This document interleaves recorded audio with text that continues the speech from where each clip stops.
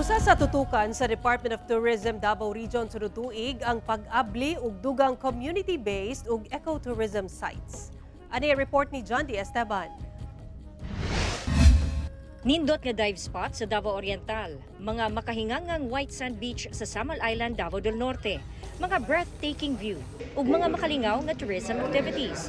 Pipila lamang kini sa gipasigarbo sa Department of Tourism Davao Region.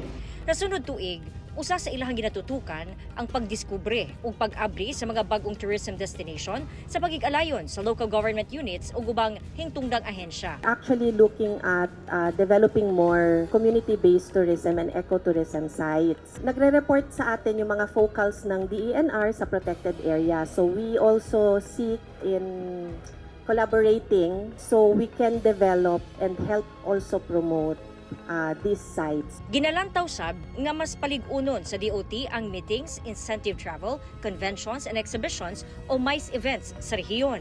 I'm hoping that we will gain a bit more international travelers because we do have Samal, we do have other circuits outside Davao City. We hope to have a stronger pa na MICE. We were very strong already in MICE, but we hope to grow that next year. Karong tuiga, kapin 2.6 million na katurista ang bibisita sa rehiyon. Malaumo ng DOT nga makabuot niini ang target nga 3.5 million visitors sa pagtapos sa 2024. Target nila nga madugangan ang mga langyang turista nga mobisita sa Davao Region.